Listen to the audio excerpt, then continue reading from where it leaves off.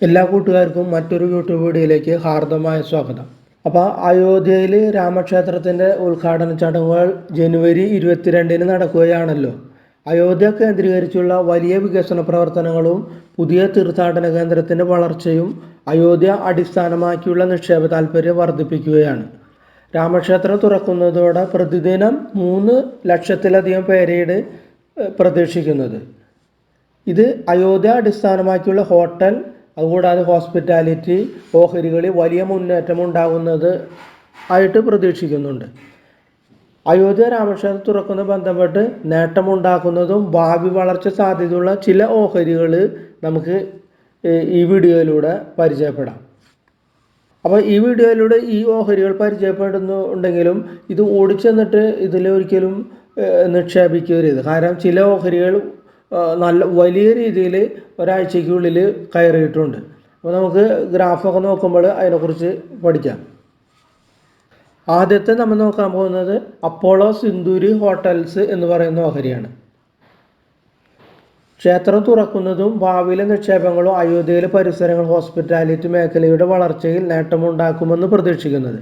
ഇതിൽ ഒരു കമ്പനിയാണ് ചെന്നൈ ആസ്ഥാനമാക്കി ഉള്ള അപ്പോളോ സിന്ദൂരി ഹോട്ടൽസ്. അത് ഒരാഴ്ചയ്ക്കുള്ളിൽ ഏകദേശം 64% മുന്നേറ്റമാണ് ഈ ഓഹരി വിലയിൽ ഉണ്ടായിരിക്കുന്നത്. അയോധ്യയിലെ തേദി ബസാറിൽ 3000 ചതുരശ്ര മീറ്ററിലധികം വിസ്തൃതിയുള്ള മൾട്ടി ലെവൽ പാർക്കിൻ്റെ സൗകര്യം കമ്പനി നിർമ്മിക്കുന്നുണ്ട്. അതോടൊപ്പം 1000-ലധികം ഭക്തരെ ഉൾക്കൊള്ളാൻ കഴിയുന്ന ഒരു റൂഫ് ടോപ്പ് റെസ്റ്റോറൻറ്റ് സംവിധാനവും കമ്പനി അയോധ്യയിൽ ഒരുക്കുന്നു.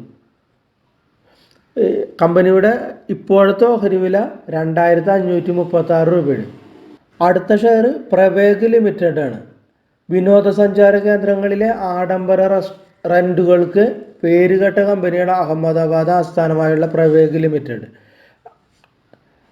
കഴിഞ്ഞ നവംബറിൽ അയോധ്യയിലെ ബ്രഹ്മകുണ്ടിനോട് ചേർന്ന് 30 ടെൻറ്റുകളും ഒരു റെസ്റ്റോറൻറ്റുമുള്ള ഒരു ആഡംബര റിസോർട്ട് കമ്പനി ആരംഭിച്ചിട്ടുണ്ട്. ഇതിൽ 75% ടെൻറ്റുകളും പ്രീ ബുക്ക് ചെയ്തതായിട്ടാണ് വാർത്ത വരുന്നത്. കൂടാതെ ലക്ഷദ്വീപിൽ ടെൻറ്റുകൾ സ്ഥാപിക്കുന്നതിനുള്ള കരാറും പ്രവേഗ് നേടിയിട്ടുണ്ട്.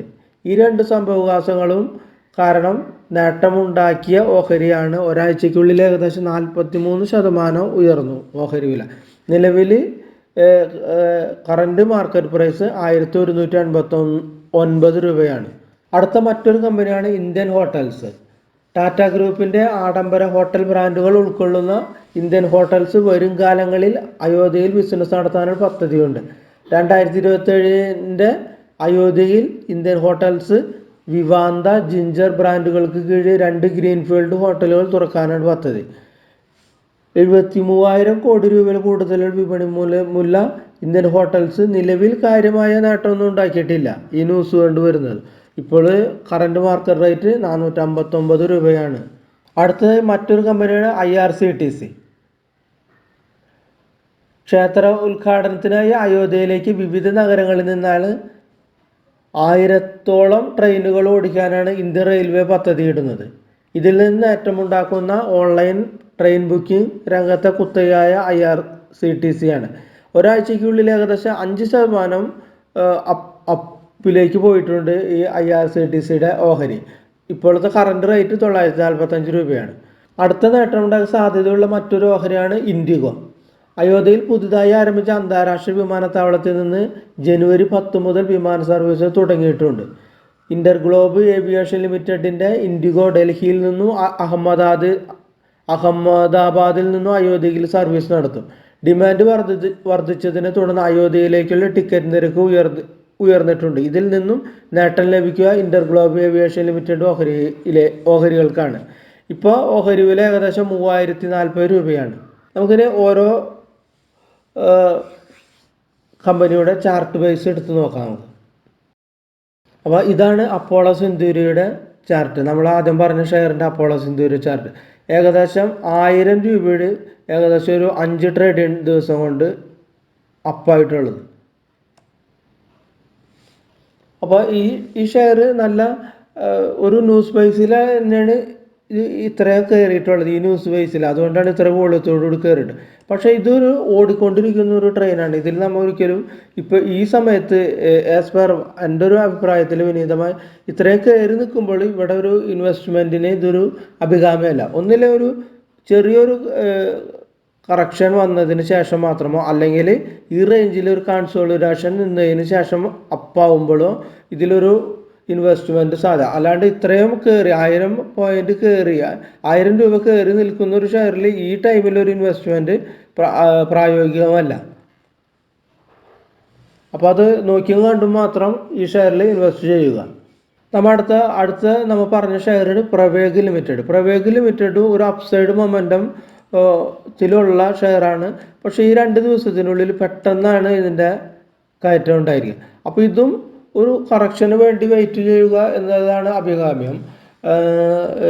ചിലപ്പോൾ ഇവിടെ നിന്ന് ഇനി ന്യൂസ് വരുമ്പോൾ ഇത് കയറി പോകാം. പക്ഷേ നമുക്ക് ഇവിടെ ഒരു ഇൻവെസ്റ്റ്മെൻറ്റിൽ നമ്മൾ തിരഞ്ഞെടുക്കുമ്പോൾ ഇവിടെ ഒരു ഹൈ റിസ്കി എലമെൻറ്റ് ഒളിഞ്ഞു കിടക്കുന്നുണ്ട്, ഇത്ര കയറി നിൽക്കുന്നതാണ്.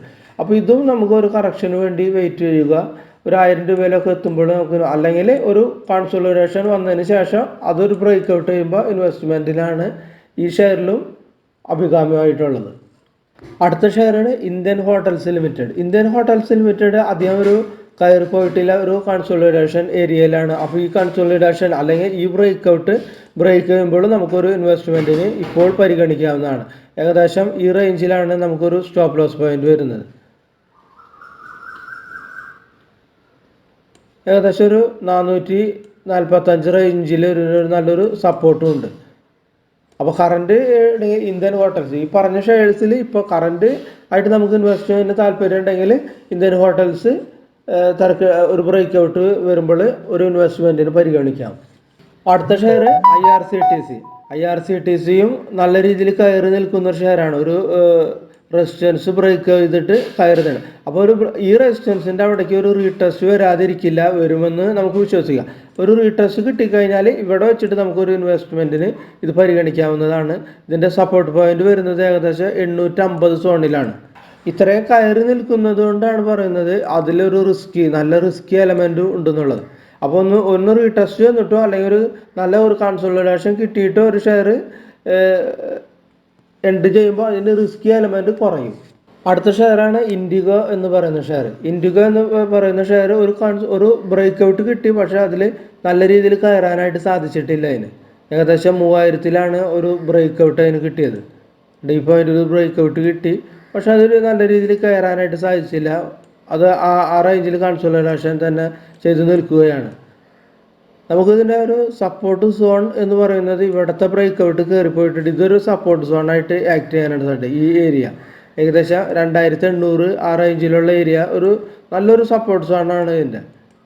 അപ്പോൾ ഇത്രയുമാണ് അയോധ്യയുമായി ബന്ധപ്പെട്ട് കിടക്കുന്ന ചില ഷെയർസിൻ്റെ ഡീറ്റെയിൽസ്. അപ്പോൾ ഞാൻ എൻ്റെ വ്യൂ നിങ്ങളുമായിട്ട് ഷെയർ ചെയ്തു എന്ന് മാത്രം ഉള്ളൂ. അപ്പോൾ വീഡിയോ കണ്ട എല്ലാവർക്കും നന്ദി, നമസ്കാരം.